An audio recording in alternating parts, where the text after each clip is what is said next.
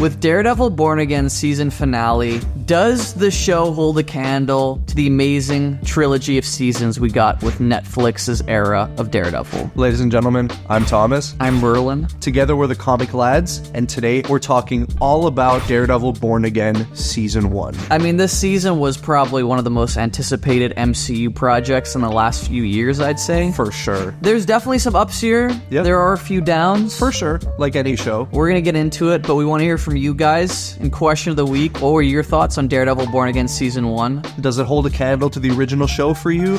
Or are you a Netflix purist? And don't forget to hit the like button and consider subscribing. Become one with the Comic Lads. We did our first impressions when the first episode of Daredevil Born Again came out. First two episodes.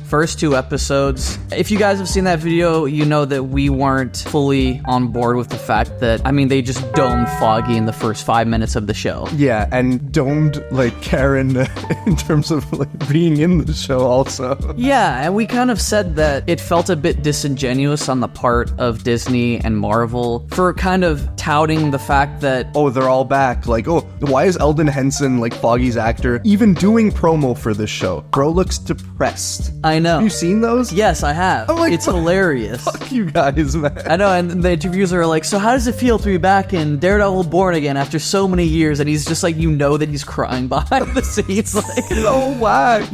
After finishing the show, I still stand behind the fact that... That sucks. It sucks, and it sucks especially as a fan going into it thinking that the gang's all back together. Yeah. And then Karen's in the first, 5 minutes of the show, makes a brief appearance about halfway through the episode, and then is not seen until the last episode. So whacked. We feel the same way about those first two episodes like we did a few weeks ago. Really rushed, kind of weird pacing, kind of throwing us into this new era of Daredevil that we're not really comfortable with. And then episode 2 kind of settled in. It felt more like Daredevil again. Definitely by the end of the season, it felt like the show found its footing a bit more. For sure. Episode 1, it felt like it was kind of a band-aid that was ripped off that created a big open wound. But as the show went on and the weeks passed by, that kind of... Scabbed over. Yes, exactly. And it's still a painful reminder. It is, yeah. But at least the show somewhat found its footing after a few episodes. Yeah. Well, it's especially painful when in every single recap, Foggy's face, yeah, shot on the ground. So bad. What do you think about Kingpin in the show? I'm not gonna lie, man. Listen, Vincent D'Onofrio still knocks it out of the park. I think he's incredible. We're very lucky to have him back. But his subplot was weak sauce. And I'm talking about specifically the subplot between his, I guess you could say, love triangle between him,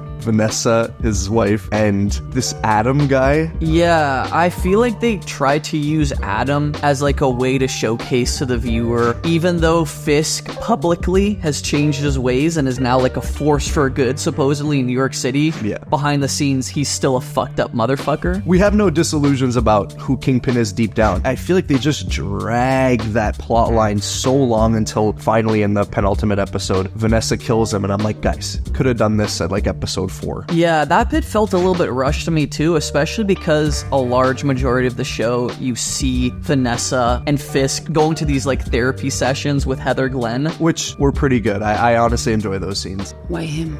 It was his hands. His hands. It was like finding a clay at a garage sale. It was just... They were good. I love how uncomfortable Fisk is sitting in that room. Absolutely. It felt like there needed to be a bit more of a show as to why they were finally getting back together. Yeah. Because up until that episode, it felt like both of them weren't on the same page at all. And then Fisk is like, look, I've been keeping your ex-boyfriend who you've cheated on me with, and I'm not perfect, Vanessa. And then she just caps him. Dude, that was excellent. Was that a good impersonation? That was amazing. But you know what I mean? And then suddenly she just caps him and they're a power couple again. They never left from season 3. Yeah, and he's like, I'm better than I was. And she's like, I know. And you're like, What are you talking about? What do you think about Vanessa's inclusion in the show? I really like the character of Vanessa, and I like the idea of Vanessa and everything that she represents in terms of being the only thing that Kingpin can see. Like, truly cares about. Yes, she is the only thing that can bring out Fisk bludgeoning his father and becoming Kingpin, but they kind of write her in as this, like, quasi-Kingpin that's taken over all of Fisk's dealings since his exit in Hawkeye, but I just don't buy it. It did frustrate me a little bit because obviously with Kingpin going to the world of politics and becoming mayor, all these gang affiliations that he's had in the past kind of go into free fall without his leadership, and Vanessa's kind of been like you said, the pseudo Kingpin for the last year since he's been shot in the face. You know what I mean? Yeah. And that kind of like bothered me, especially when they would hint at the fact that she was like the better like crime boss and she was better than Kingpin ever was. And I'm not trying to shade Vanessa, but like there's no way. Especially, you even brought up off camera that she was like the queen fumbler in Daredevil season 3. yeah, she was the one that convinced Fisk to put the hit on Nadeem, Yeah. which ended up being the silver bullet that brought them down, because in his last confession before he died, you know, that was the confession that took down his entire empire and scheme that he'd been building for months. Yeah. I also kind of, when I think about Fisk, I think of this, you know, even like what Marvel's been saying, like the Thanos of street level hero. For sure, yeah. And just like building up Vanessa off screen as like she like the better Fisk. She's kept them all in line better than he ever could is a bit bothersome to me. I agree, and it feels like manufactured to be this way, but it doesn't match the characters at all, especially for Fisk. Netflix's Fisk would never go away for a year and not speak to Vanessa. She is the only thing, like we said, that matters to him. They just manufacture this idea that he would like hide from her for a year so that we can get this like weird cuckold plotline for Fisk, and I'm just like, it's just,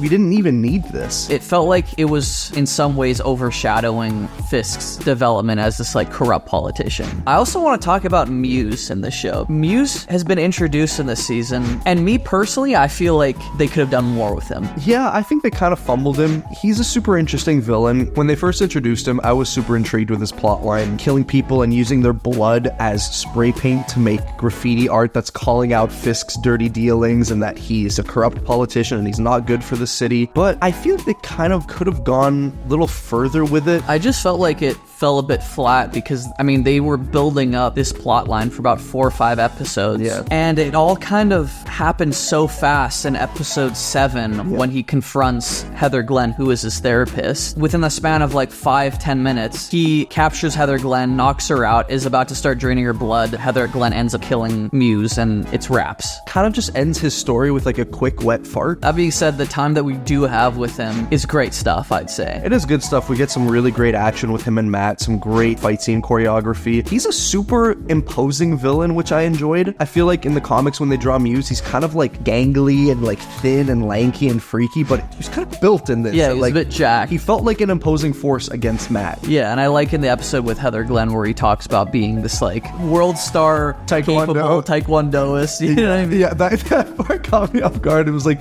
very tense, and he's like, "Doctor, what do you know about taekwondo?" And I was like, what? Yeah.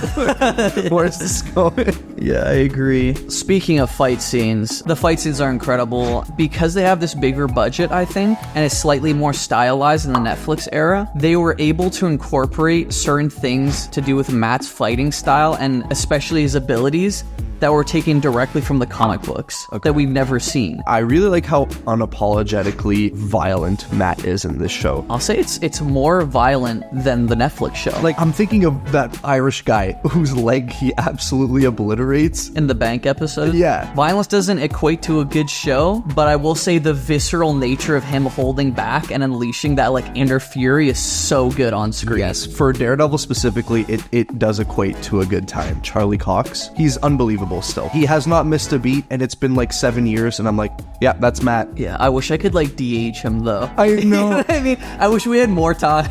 I know, I'm looking at him and I'm like, wow, both Charlie Cox's and my hairline have significantly gone back since season 3, dude. I don't know, especially It feels so bad. Especially because we've just come off of reviewing each season individually. Yeah. Seeing him in season 1, he's like this fucking Chad with a full head of hair, and then now he's he's like, Oh, he's 40. yeah. Oh, he's 40. And that, listen, that has nothing to do with his acting or physical ability. Not but at all. I just wish we could, like, send him back in time 10 years. Well, I just wish this came out 5 years ago. Yeah, I You know, agree. he's incredible. And another part about this show that I feel took a lot of inspiration from the comic books was just how episodic it felt. Yeah. Do you know what I mean? Like, each episode feels like an issue in a comic book. It does. Where it has its individual small pocket story, but something that adds to the overall narrative of the show as well. Yeah, we're getting kind of like little mini arcs that are self-contained, you know? Yeah. Like, specifically talking about an episode like the bank heist, for example. Yeah, with Kamala's father. Which was like a little bit Okay, guys, cringe. I know Miss Marvel exists. You don't have to throw the Funko in my face.